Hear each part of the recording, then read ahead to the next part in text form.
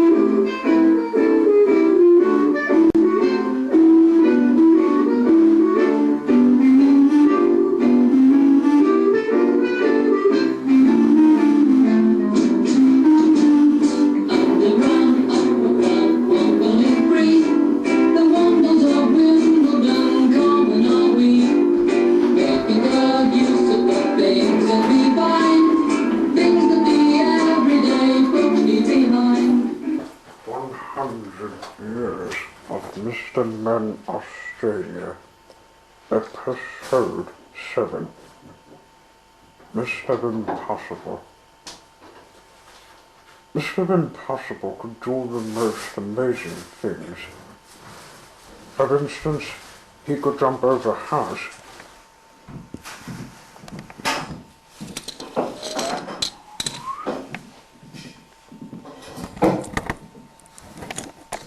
Impossible.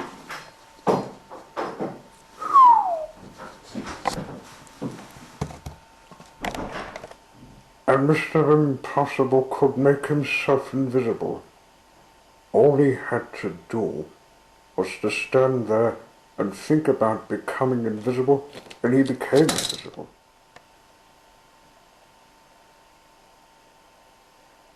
Impossible. And Mr. Impossible could fly. All he had to do was to stand there and flap his arms about, and off he flew. Impossible.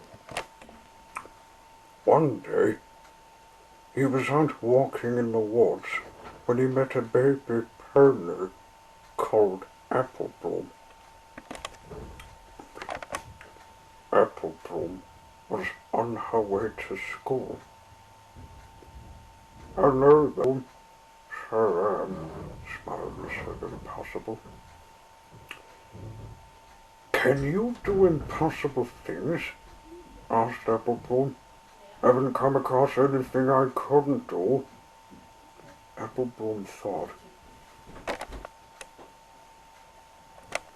"Can you climb this tree?" she asked, pointing to the biggest tree in the wood. "Oh, I can do better than that," said Mr. Impossible. "I can walk up that tree." And he did.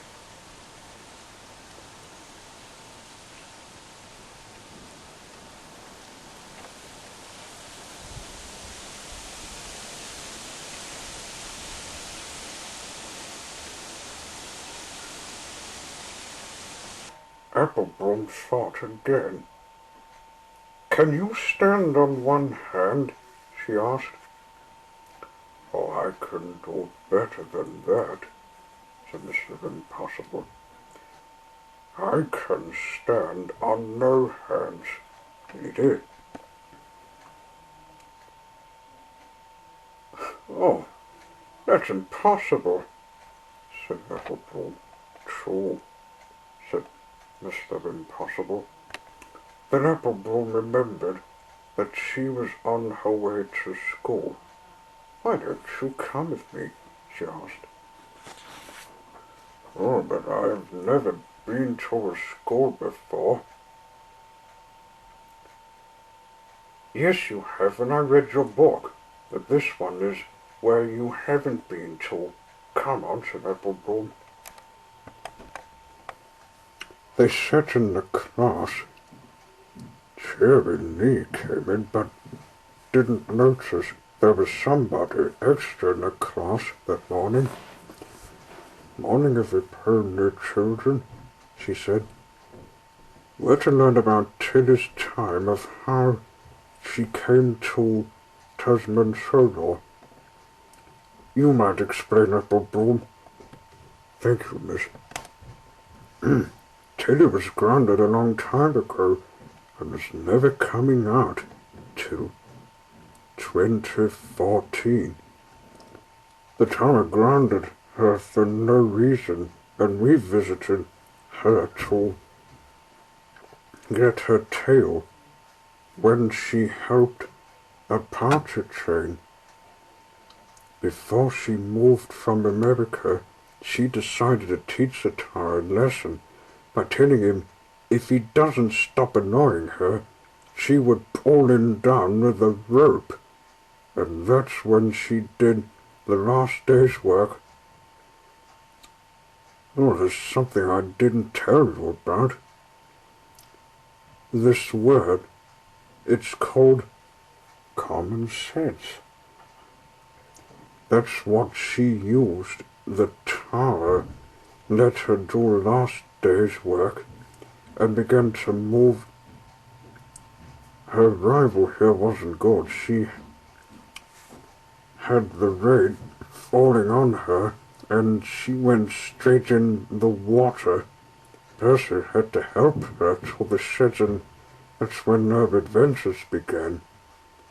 She's at work, enjoying new life. The process here is the first and second one have been a great success. Thank you, Applebloom. Now then, let's do the math. Voila! Here's some of these difficult sums to do. It will take you most of the morning to work out the answer. She gave them the math book. Applebloom thought this would be easy, but this time it wasn't. This was hard. Cherry Lee was right. It wouldn't indeed take most of the morning to work out the answer.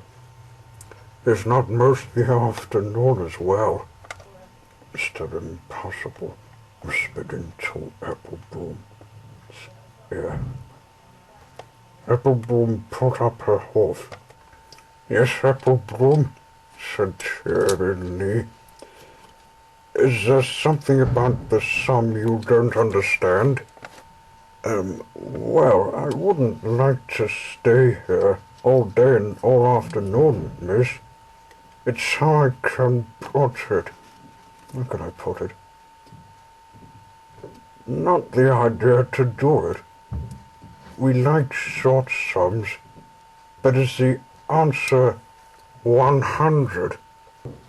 Cherry was very surprised to see she got the right answer.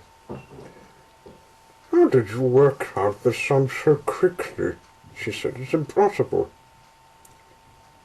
She's nothing impossible, miss, said Mr. Impossible from the back of the class, and stood up.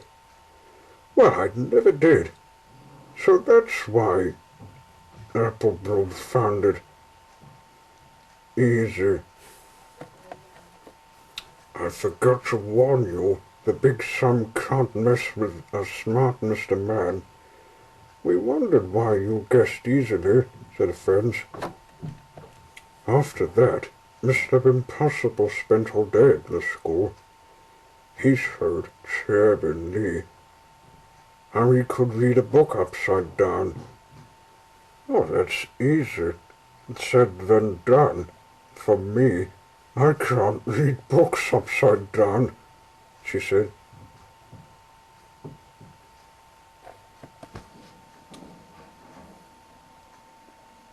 He then showed them he could do some kick on the ball.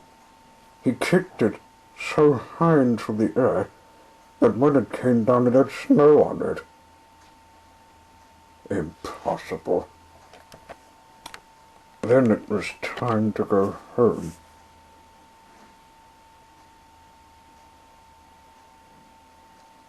Before he could say goodbye, he vanished.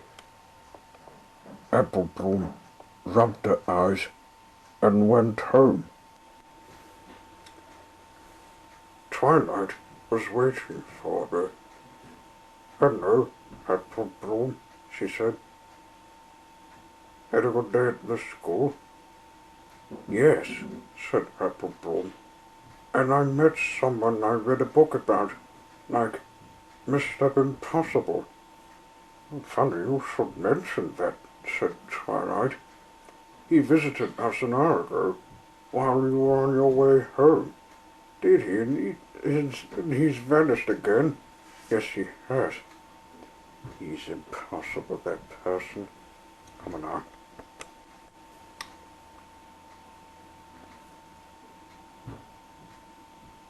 And hiding in the woods, a small figure was listening to what Twilight was saying. Then he went home.